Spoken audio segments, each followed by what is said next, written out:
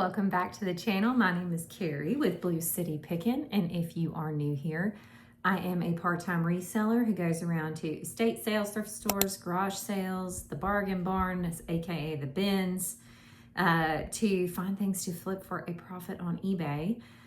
My store has been on vacation mode for a couple of weeks, so I figured this week we would do something just a smidge different and see if you guys like it.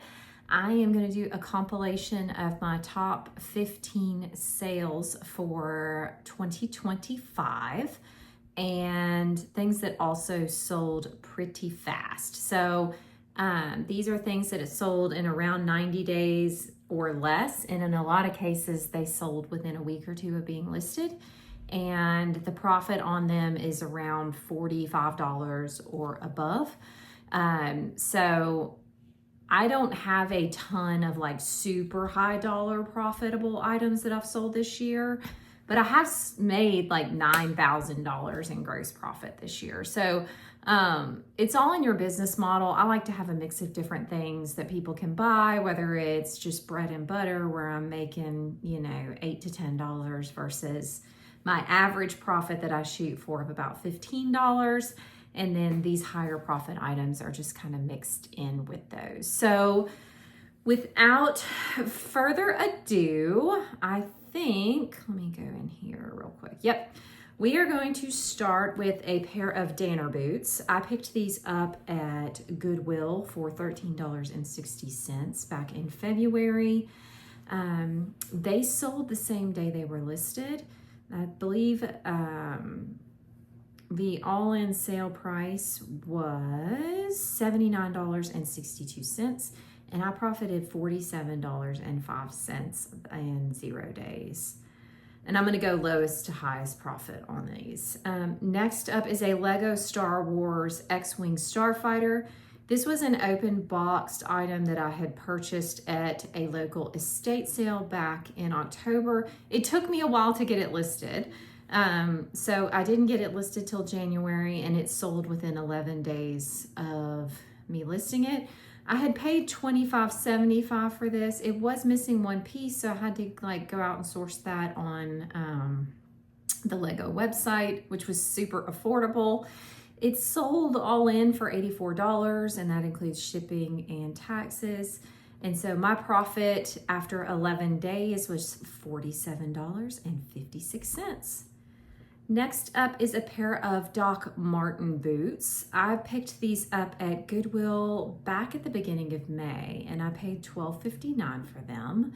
The buyer was all in at $86.94, and so I made $48.17 after just 16 days, which is absolutely wonderful. Next up is something that I was given, and we decided that we already had enough versions of Monopoly, and so we decided to go ahead and sell it. This was a Monopoly Lord of the Rings edition. I had $0 into it, and the buyer was all in at $73.16. I had a $0 cost of goods on this one, but if you see this particular edition out there and you can get it for an affordable price and it's new and sealed, snag it, because I made $51.61 on this, and I would be pretty pleased with less than that. And it sold the same day I listed it, so another really nice quick sale. Next up is a Talavera Pottery. This was a donkey planter. It was pretty large, so the buyer did have to pay a decent amount for shipping. I did pay $10.73 for this back at in December at Goodwill.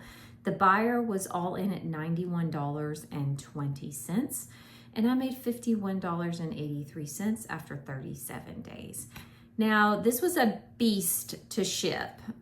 So when I have things like this that are super breakable, that are going to take a lot of extra effort, my average of 15 that I try to shoot for needs to jump way up, because this one took quite a bit of effort to ship. So I did make $51.83 on it. Would I pick it up again? I'm not sure. It would have to be at the right buy-in price, and I'd have to have the right shipping supplies already on hand to do that. Another recent sale. This is a Coogie dress that I picked up at Goodwill for $7.34 back at the beginning of May. The buyer was all in at $85.80, and so I made $56.10, and it sold the same day I listed it. So that was a really nice sale. Another also fairly recent sale. This was a Dooney and Burke lizard leather handbag. I actually found this at the bins. I was a little bit shocked. I think people were put off by it because there was a little bit of discoloration on the inside, but I wiped it out and it looked fine.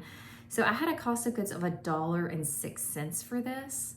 The buyer was all in at $81.53. And so I made $59.07 in just 2 days, which was amazing. Another bag. This is a Rothy's baby bucket bag. So you've probably heard of Rothy's from the shoes. They also sell accessories. And for some reason, these really small little bucket bags sell really well. I did pay up for it, and I bought it at a Goodwill back in January. I paid $13.56 for this. The buyer was all in at $94.56, and I made $60.55, and it sold the same day I listed it. So chalk that up to another W, and keep an eye out for these Rothy's bags. It was nice. All right, the next up is another breakable item. This is a Marquee by Waterford decanter. It was signed. I picked this up at a garage sale back in November. I paid $10 for it, so technically I guess I paid up for it a little bit, but it worked out. The buyer was all in at $99.56, and so I made $62.89 after 61 days. Great sale. I did double box this one. You're talking about the same kind of thing as with the Pottery planter for the donkey. Like, this one does take extra effort to package it up to make sure that it's not going to break. But at a $62 profit, I am more than happy to spend an extra 10 or 20 minutes, sometimes up to 20 minutes, packaging one of these up. Next up is another bins find that I had. This was a lot of Showbiz Pizza Place birthday party hats. I picked this up on my very first trip to the bins, and it was one of the very first things I picked up that day. And so that's what really got me hooked on the bins, and I've been back probably 10 times since then, and I had a couple really nice days there. My average cost of goods on this day was $1 per item. The buyer was all in at $89.02. And so I made $72.24 after just 4 days. If you don't know this, Showbiz Pizza Place items are bolos. There are certain things from that party place that are more rare. Obviously, party hats, they were used and discarded. So the fact that some of these survived was pretty amazing. They were not perfect either. There were a couple that were a little bit wrinkly. There was one that had some water damage on it. But because I lotted them all up, I got a really nice return on that particular find. Next up is another bins find. I think this is probably the last bins find on my top list, but it goes to show you that you can find things at the bins despite all of the competition there. Like the one that I go to, there are a lot of people there. It is very competitive. People are pushy when they roll out new carts. But all of these things I found when there were a bunch of people around. It just shows we're all looking for different things. It's all about educating yourself, making sure that you are aware of things to be looking for, quality, brands, like obscure, interesting, like fascinating type things that might not just be like in your face items to be looking for. So don't be put off by the bins, and don't get too hung up if you're not like the first one when they roll out a new bin, because you can still find some really great stuff there. So next up is a Five Nights at Freddy's plush. This is the rare 2016 Golden Freddy plush. I believe this was a Walmart exclusive. This particular day at the bins, I think I found like 5, 6, 7 different Five Nights at Freddy's plushes. They were all kind of dirty, so most of them got a spa day. This one still had a little bit of discoloration on it, which I disclosed in the listing, and actually sold it for a little bit lower than what they were topping out at like the max profit I could have made. I had $1.06 cost of goods that day. The buyer was all in at $94.92, and I made $80.40 in the same day it was listed. So I actually sold this one time. The buyer didn't pay, and then I relisted it and started getting more offers immediately. So if you find Five Nights at Freddy's plushes, keep a lookout for this golden one. It is worth some really whiz-bang money. Next up is a large lot of Lego. Now, this was vintage Lego, and there were specific sets in there that I was able to identify and put those keywords into the listing. Just so you know, all vintage Lego is not created equal. I was going to pull out some of the pieces, list them separately, and I'm just like, I don't have the energy for this right now. I did pay $20 for this at a yard sale back in September, but it took me a long time to get it listed because I was kind of waffling about whether to list it as a large lot or list the pieces individually.